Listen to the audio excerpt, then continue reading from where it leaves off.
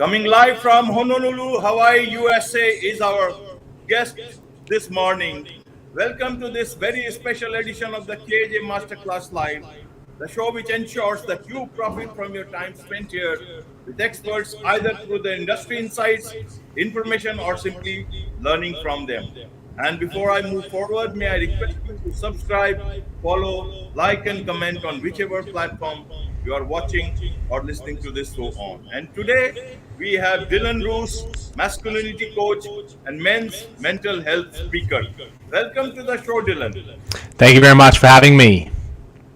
Thank you, thank you. So we'll be talking about what do men wish women knew, why do men cheat, and how to get your men to open up more. All these issues we'll talk about. You are a master NLP practitioner, accredited health coach and masculinity coach, and you mentor young men through your flagship program, Prince to King, and you are passionate about reshaping masculinity for the modern man.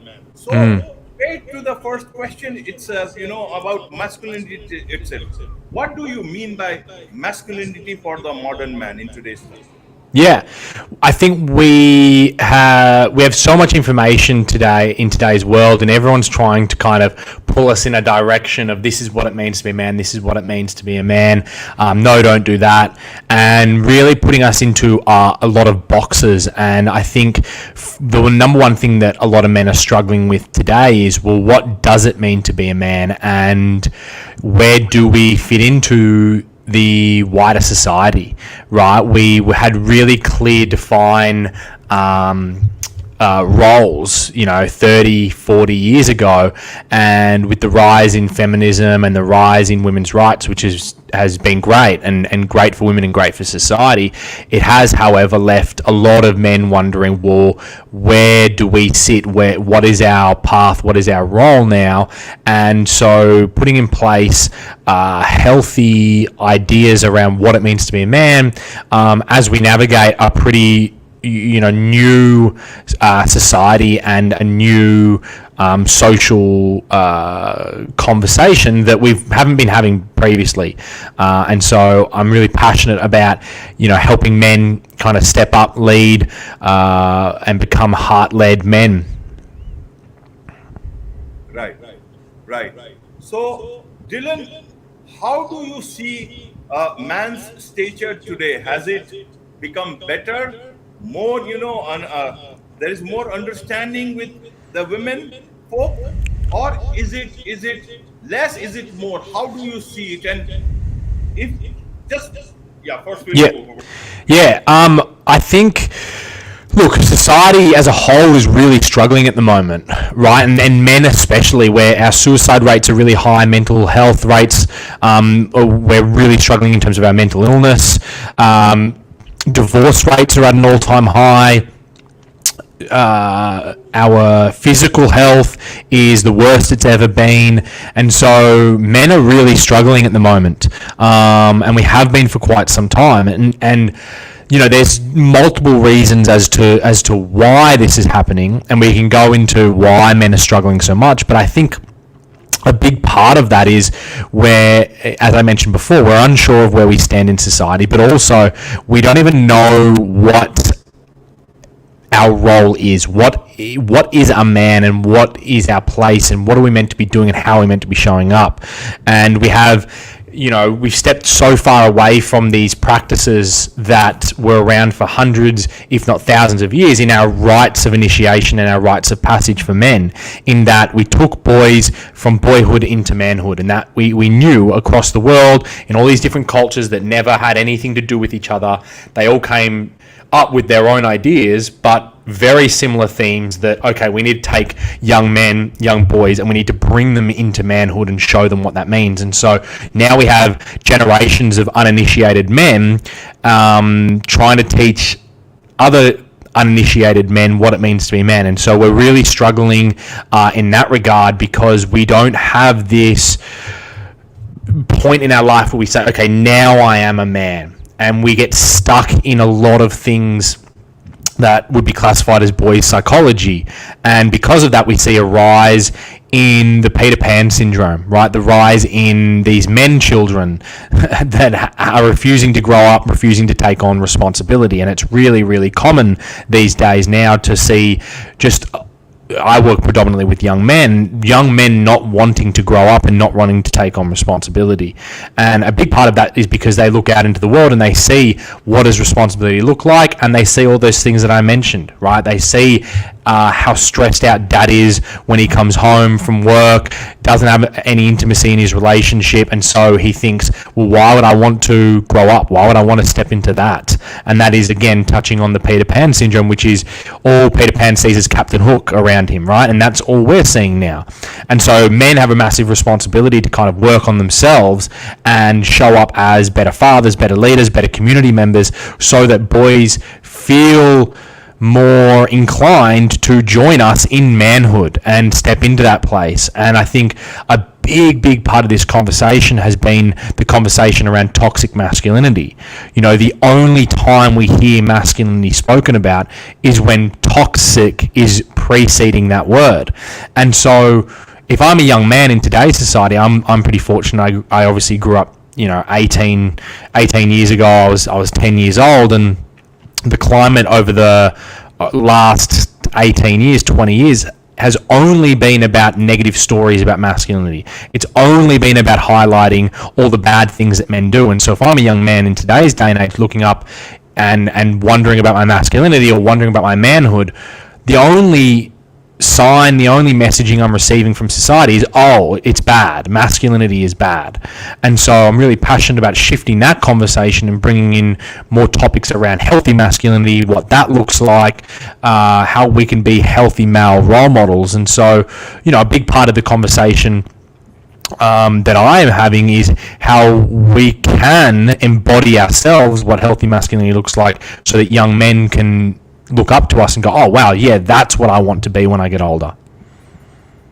Right, Dylan. So where did this conversation change when a lot of reporting or writing or understanding of men turn towards toxic masculinity and not about the good masculinity that has been there for several decades or centuries before that. How did it turn? Who is responsible for this? Well, I mean, I think in a big part we're all responsible in our own ways, in that when the conversation was first starting to shift, it was probably, I can only speak, I can only guess, but we're presuming that the conversation shifted because we wanted to hold men responsible. We wanted to say, hey guys, you can do better, at the start at least. And I genuinely think that's what it was at the start. And then somewhere along the way, I'm not sure exactly where, but somewhere along the way it shifted away from let's hold men responsible to let's just shame men. Let's just put them down.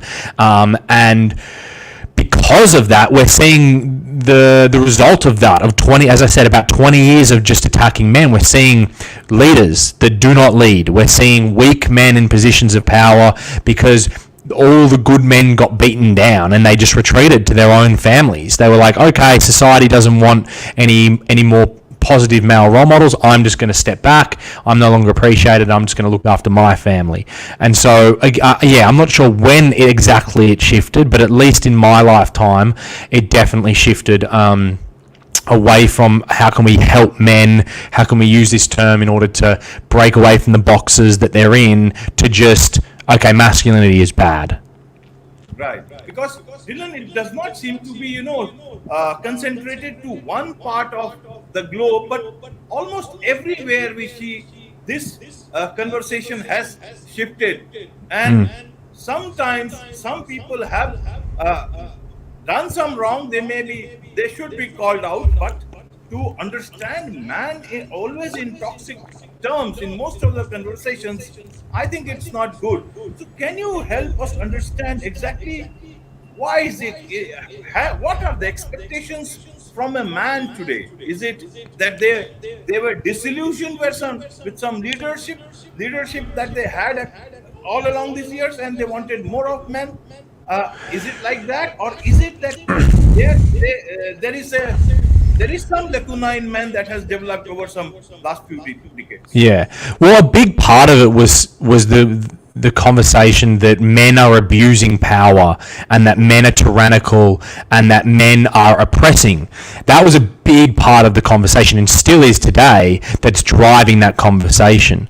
And so because that became the conversation, and because the majority of men, I think, and the majority of people have relatively good natures, and they want to, side with those that are on the moral high ground. Because that was the conversation, a lot of people just kind of let that conversation ride, because if you stood up to that conversation or you stood up to what was being said, you were labeled as toxic masculinity, protecting the patriarchy, all these terms that frankly I don't even understand, to be honest, because they're such broad terms and each person has their own individual definition. And so because of that, we got to where we are today. And where we are today is there are no clear definitions on what it is to be a man. There are no real expectations put on men.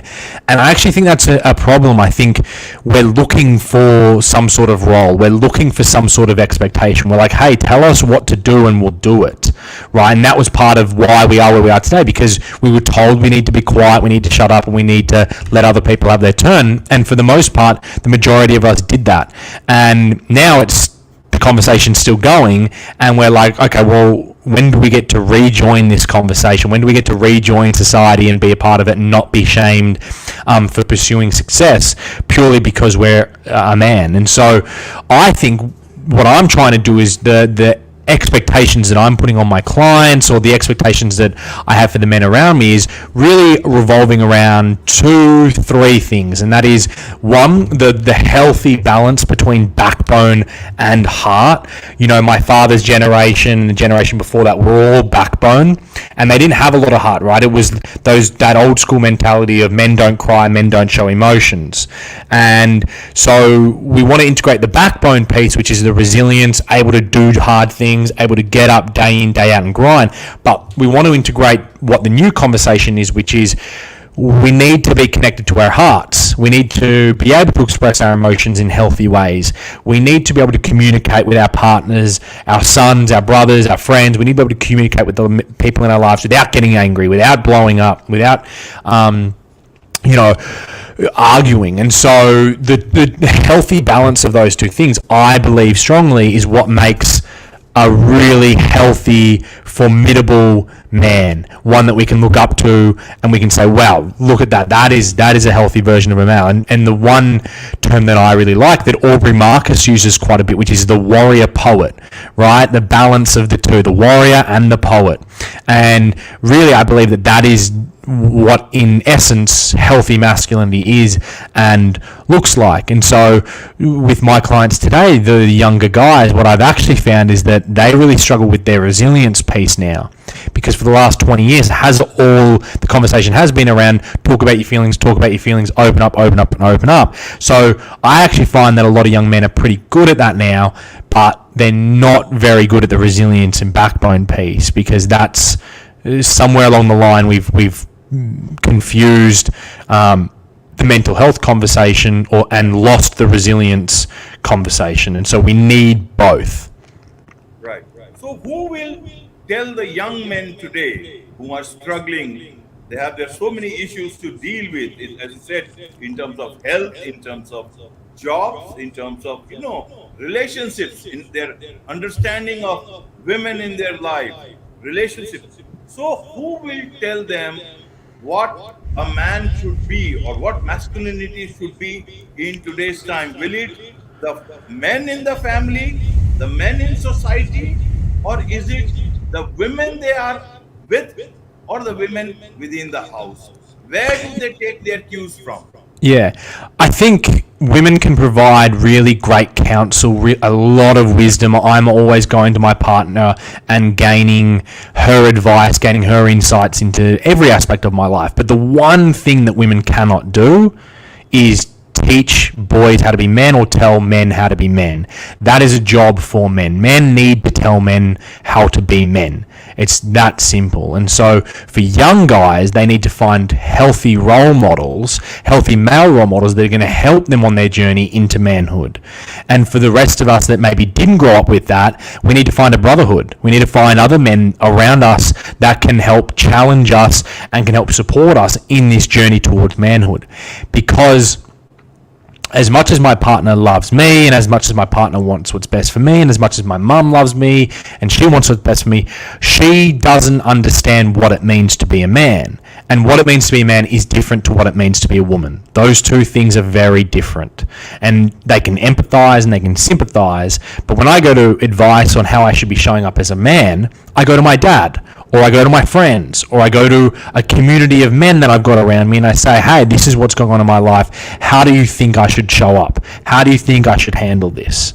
And getting advice from other men. And that is, and the conversation too over the last 20 years has been driven so much by women about how men should show up, and from a good place, from like, hey, we want to help you, and hey, we want what's best from you. But as a result of that, to the men that did listen to their partners, what they found was, oh, I'm actually unhappier now. The female's actually now unhappier in their relationship because, oh, I thought I wanted my man to open up to me more, but actually when he does, and when he starts to cry and when he starts to crumble, I don't feel safe. And so, oh shit, I thought this is what I wanted, but it's not actually. So, and this is why it's so important. Excuse me. This is why it's so important that we go to other men who we admire, respect, and look up to for advice on what it means to be a man. Hey, it's good for you to open up to your partner. It's good for you to open up to a certain point, but you want to be showing up in your relationship emotionally regulated as much as you can. Because if I show up to my partner and I open up, and the way that I go about that doesn't leave her feeling safe in the relationship and safe in that I've got my shit handled,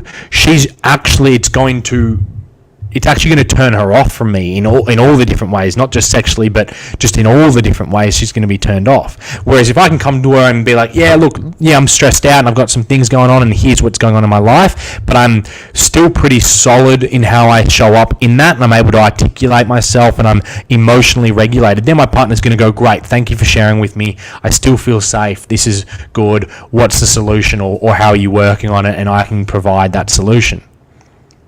Right, Dylan. So you see, women in our lives, we men, they have been made by nature to complement each other. To be, that's the way nature has been. Now, as you said, some things men cannot understand about women the way another woman will understand. In the same way, there are some things women cannot understand about men the way another man will understand. But there are several aspects where they can take help from each other. Now, what do you think? What do men wish today that their women should have known about them or know about them? I would say really it's the unseen battles that the majority of men are battling with. We're in the trenches. We're trying to provide for our families.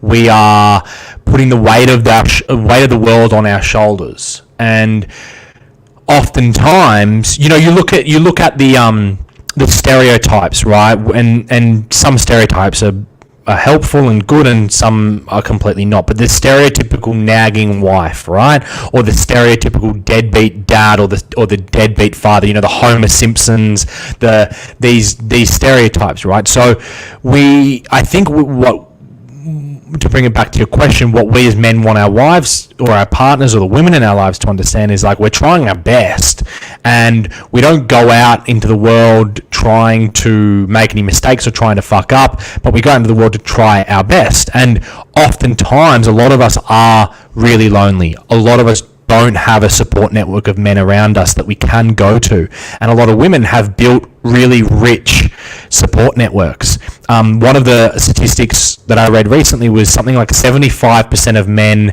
go to their wives with their problems, and only 39% of women go to their husbands with their problems. So that's what that's telling me is, women have a lot of people around them that are supporting them that they can go to, and men don't.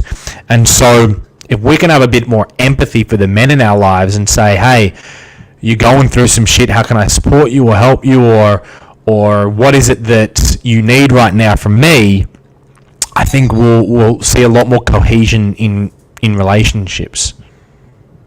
Okay, okay. So if women want men to open up more, what can they do so that they open up more?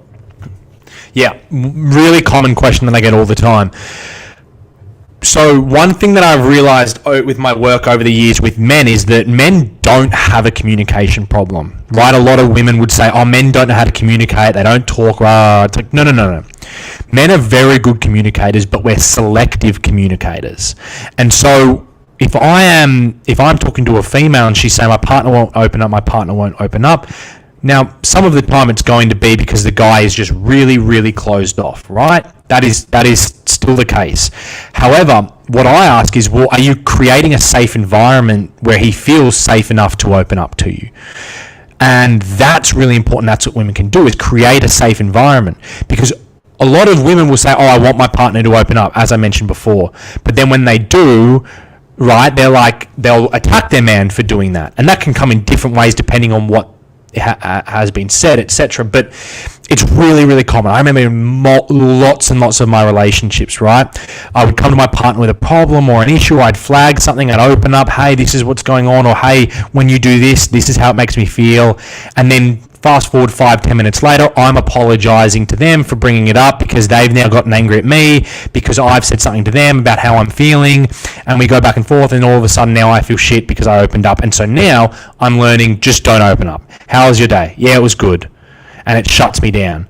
And so what's really important in having your man open up to you is, like, you need to create a safe environment. And when he opens up and when he talks about what is going on, you need to be able to hold him in that. And I mentioned before, for men listening, there's a level at which you want to open up to your woman, and I believe that. But what happens is a lot of men just don't open up to the women, and then they don't open up to anyone. So they don't have anyone. It's like, no. If the only person you have is your partner, open up to her. But if you have friends, fathers, uncles, support network of men, then yes, maybe you will open up to your partner only in little stages and showing up emotionally regulated, and then you'll open up completely and you can cry and crumble over here with the men, and the men can hold you in that. But so for the women, it's like, okay, you're asking me to open up, I'm going to open up. You better hold me in this then, right? Because you're saying this is a safe place. And what a lot of men have learned is it's not a safe place. Is that this isn't a safe thing for me to do, and so I'm not going to do it. Right, and then that can kind of spiral into it getting worse and worse. And as I mentioned in previous relationships, it definitely backfired on me every time I opened up, because women can be quite confronted when a man opens up, right? I've had multiple conversations with girls like, oh, I don't know what to do when a man starts crying. Oh, I don't know what to do when that happens, right? So it's no wonder that the men are really nervous too, or just don't open up, because they've had past instances where they were burned, where they were hurt. So to bring it back full circle to your question, it's like, women, create a safe environment for your man to open up. And you do that enough times, and you do that consistently, eventually he'll open up. Okay. So there is that zone where men they think that if they bring up issues, then there is a no safe environment there, and then they just and since they are very selective about opening up, that thing does not work, and they retreat from that situation. Yeah. And As I said, I've been working with men for about 4 years now, and they're great communicators. But why? It's because we're a container of only men, and we say, okay, guys, here we go. We can open up here. And when one guy starts opening up about what he's going through, then the next, then the next, then the next, and all of a sudden you got 10, 15, 20 guys all sharing what's going on in their lives. And for a lot of them, it's like, this is the first time I've spoken about this. I haven't told anyone about this. Oh, I thought I was alone. Oh, I didn't realize anyone else was going through this. So you get them in a safe place, in a safe container, they will open up. Okay. So then, if the men do not feel safe, why is it that several times women come up with the thing that some men in their lives are judgmental. They judge them too often. Why this, imbalance in that relationship, even very, very good relationships, and which leads to a lot of discord and sometimes can break relationships. Well, I just think it comes down to miscommunication and misunderstanding. Like, again, men and women are really different, and so a great book that I read was The Way of the Superior Man, and that really, really opened my eyes to, like, oh wow, okay. Yeah, this is why my partner does this, or this is why she does that, and this is how I can hold her in that, and this is what I'm meant to do. And since reading that book, like, the strategies I've put in place have helped me immeasurably. And so I just think it comes down to a lack of understanding and a lack of communication. If we, oftentimes when we're arguing or in fights, there's someone that's just hurting. And so if we can actually get down to the bottom of, like, okay, what are you feeling? And I'm not going to take it personally, whatever when you said this, I felt this. And you go, oh, that's not at all what I meant. I didn't mean that at all. This is what I meant. Okay. And we can just discharge the emotion a little bit. Then we're able to get to the bottom of each conversation. And so I think we just have a communication and a misunderstanding. Right. Dylan, I know you have to go. So my last question is, is that the discord or that safe zone that men don't find? Is that the reason that many of them cheat? Or I would say the stresses in their life build up, and as the stresses in their life build up, they're looking for ways out of the stress. They're looking for ways to feel better about their stress. And I think for a lot of men, their outlet becomes cheating. And I think that's the same for women. I feel like when the intimacy leaves in a relationship for women, then they start to look for it elsewhere when they're not getting it with their partners. So I know for me personally, I've had a long history of cheating, but for me it was I didn't believe that I was worthy of love, and so because I didn't believe I was worthy of love, I would self-sabotage my relationships. And so for me, I had to really heal that inner wound and do a shitload of work on myself before I was able to accept love into my life, and not even accept love externally, but accept the love from myself before I could accept love externally. And so I think that if we can if we can look at all these things from a place of non-judgment and empathy and understanding, and try to get to the bottom of it, why did we do this, or why did that person do that, and explore it, then we're able to heal whatever the cause of it was. And if we heal it, then the goal, hopefully after that, is that it doesn't happen again. And so that was certainly the case for me when I was able to find this place in me that was really deeply wounded and heal it. Post that healing, I've been able to show up better than I ever have in my relationship now. Okay. So, what can be the meeting ground? The best meeting ground in such great relationships is that you dim all the dim that comes from outside, all the noise that comes from outside, and look at your relationship purely from your relationship point of view, and let not any other noise come in between. What do you say? Is that the right way? Well, it's nuanced because you don't know what you don't know, and so maybe what you need is a relationship therapist. Maybe but to the noise is, don't ever take advice from someone who doesn't have what you want.